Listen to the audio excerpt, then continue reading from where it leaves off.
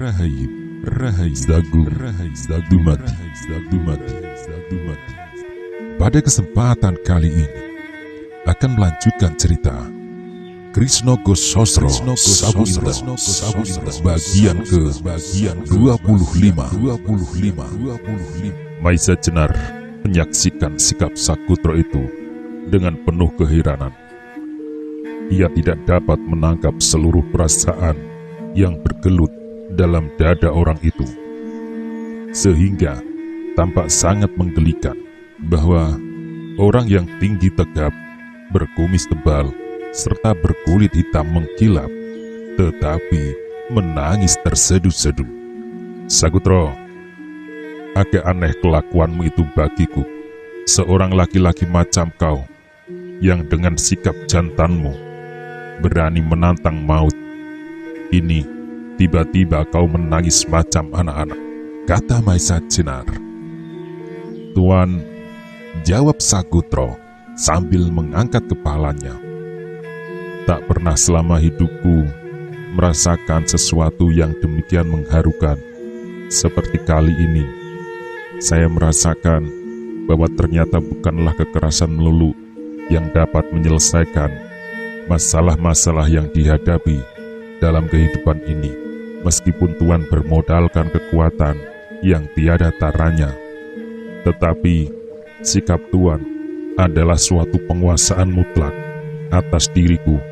Seandainya Tuan tidak berbuat demikian, mungkin dalam kesempatan-kesempatan yang ada, aku pasti akan menyerang Tuan. Atau setidak-tidaknya, aku ingin mati sebagai seorang laki-laki sejati. Tetapi sekarang, hidupku, matiku, bulat-bulat di tangan Tuan. Juga seandainya Tuan ingin menyaksikan aku mati di sarang semut Saloko, tidaklah menjadi masalah lagi bagiku, kata Sakutro. Maisa Jenar terharu mendengar kata-kata Sakutro. Tetapi meskipun demikian, ia tetap berhati-hati, sebab kata-katanya itu keluar dari mulut seseorang penjahat yang cukup mempunyai ikatan yang sempurna. Tidak mustahil bahwa cara-cara demikian yang sering dilakukan untuk mengurangi kewaspadaan lawannya. Hanya karena kejadian itu tampaknya meyakinkan, maka Maisa Jenar pun tidak perlu lagi terlalu mencurigainya. Sejenak kemudian mereka saling berdiam diri, hanyut oleh arus perasaan masing-masing. Sementara itu, nyala api di sebelah selatan itu pun tampak semakin terang. Angin malam pun terasa demikian dingin, menggigit tulang. Sakutro, marilah kita pergi, kata Maisa Jenar kemudian, memecahkan kediaman mereka. Mari Tuan. Berlahan-lahan Maisa Jenar berdiri tegak, serta memandang ke arah Roro Wilis berbaring.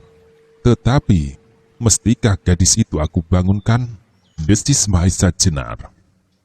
Atau kita menunggu sampai besok? Sahut Sakutro. Tidakkah ada bahayanya? Apakah tidak mungkin salah seorang kawanmu datang pula ke tempat ini? Dengan demikian, kau pun pasti akan mendapat kesulitan, jawab Maisa Jenar. Sakutro diam menimbang-nimbang. Memang mungkin sekali salah seorang dari kawannya datang pula ke tempat ini, meskipun mula-mula mereka berpencaran. Jadi, bagaimana pendapat Tuan? Tanya Sakutro lagi. Maisa Jenar tidak segera menjawab. Ia pun sedang berpikir bagaimana sebaiknya.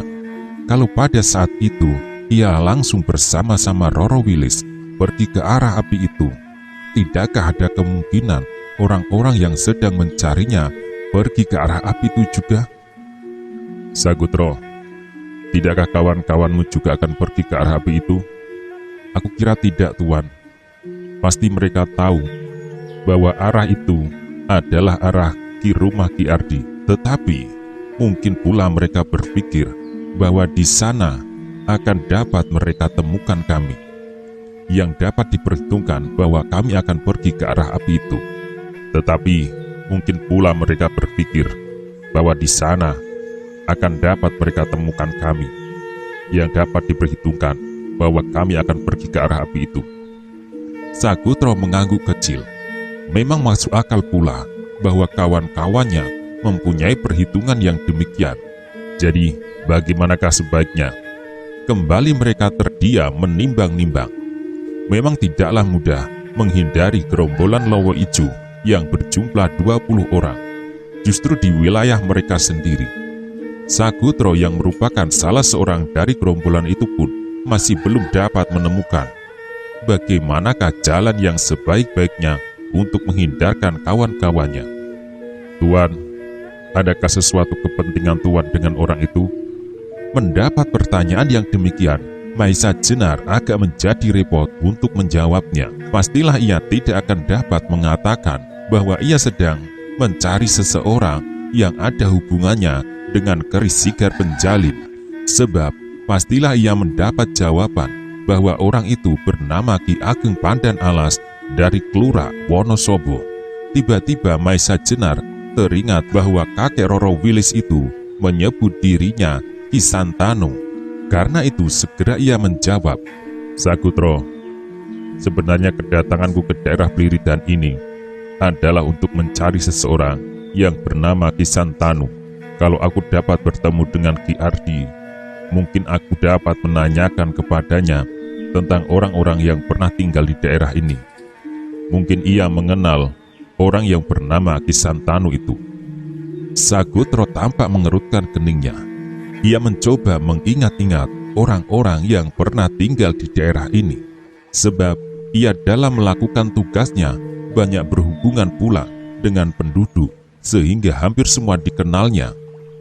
Tetapi nama Santanu belum pernah dikenalnya. Tuan, barangkali aku dapat mengenal semua orang di sini sedemikian baiknya, seperti juga Ki Ardi. Tetapi nama itu belum aku dengar. Mungkin di samping namanya ia mempunyai sebutan lain, atau barangkali Tuan dapat mengatakan kepadaku bagaimanakah ciri-ciri orang itu? Jawab Sagutro. Maisa Jenar menggeleng perlahan-lahan. Aku sendiri belum pernah mengenal wajahnya. Ia adalah kakek gadis ini.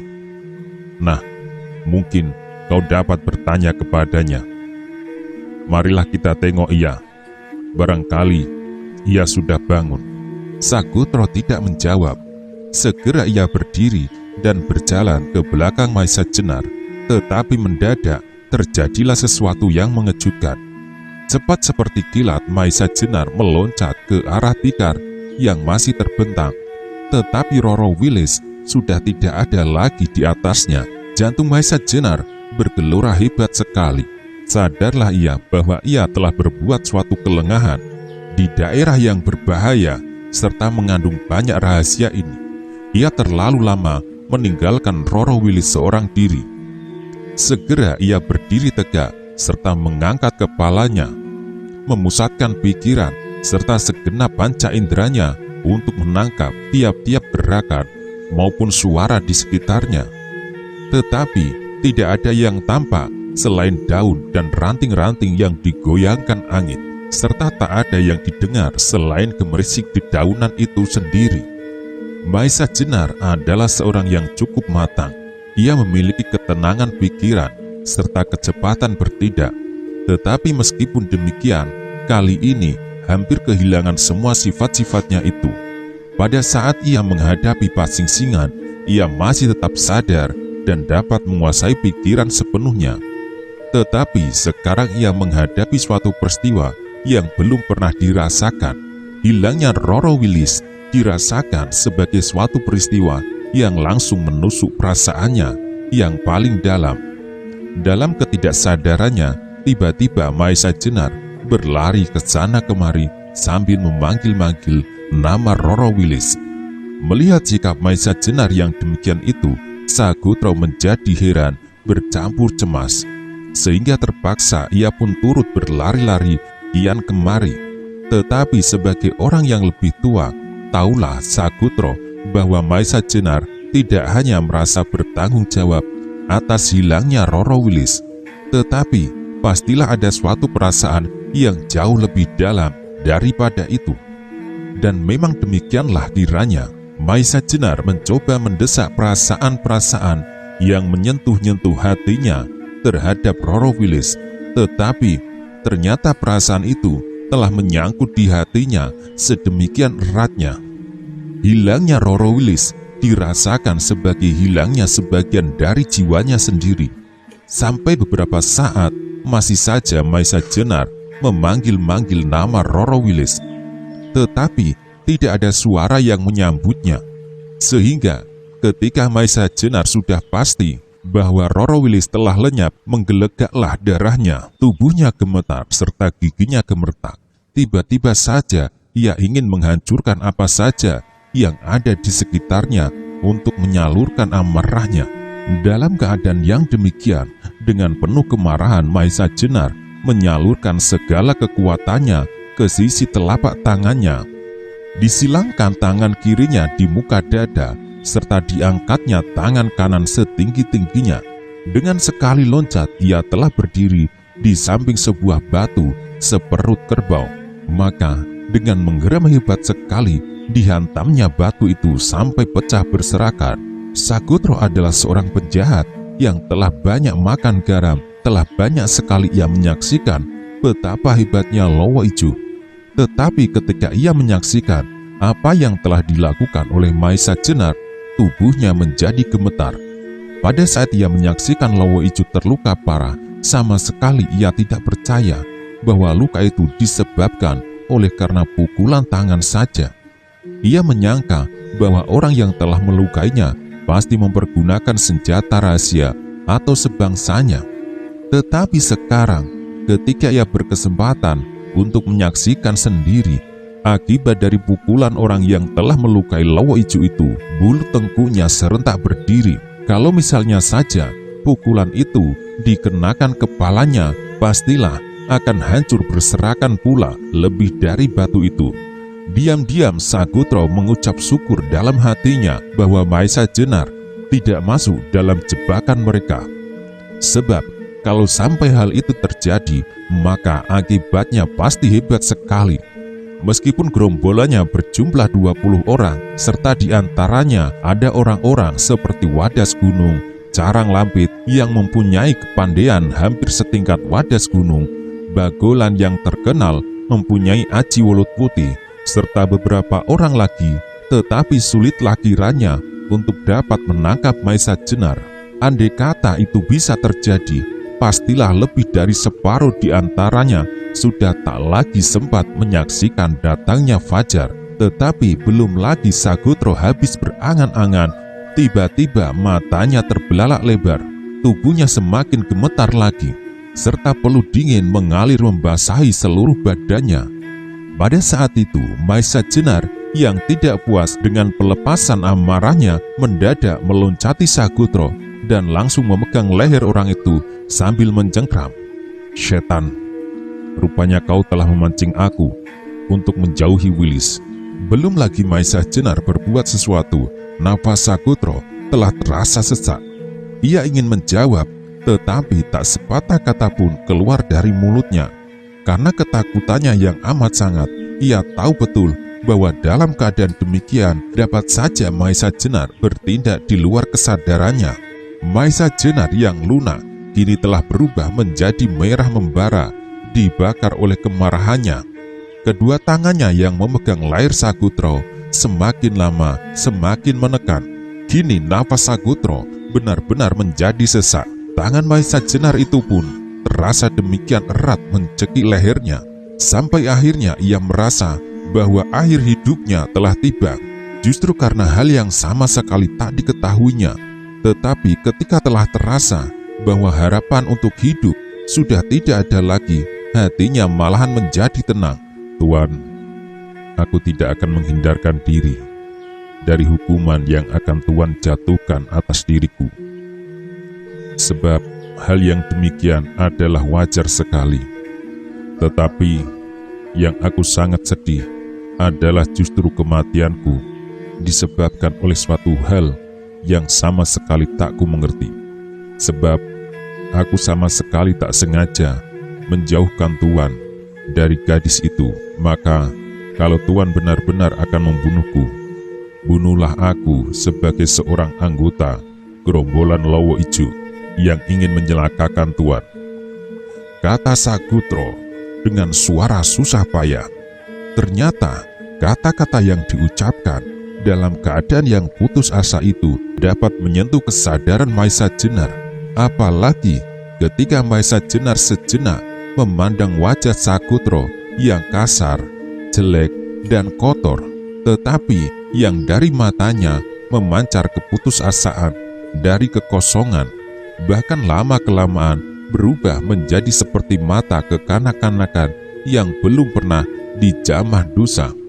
Demikianlah, maka sedikit demi sedikit Maisa Jenar dijalari kembali oleh sifat-sifatnya, serta sedikit demi sedikit pikirannya dapat bekerja kembali.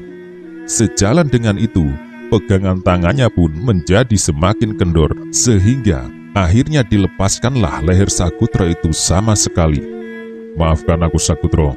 Mendengar kata-kata itu, kembali hati Sagutro melonjak hebat sekali. Hampir saja air matanya tidak dapat ditahannya. "Sagutro, benarkah kau tidak berbuat itu?"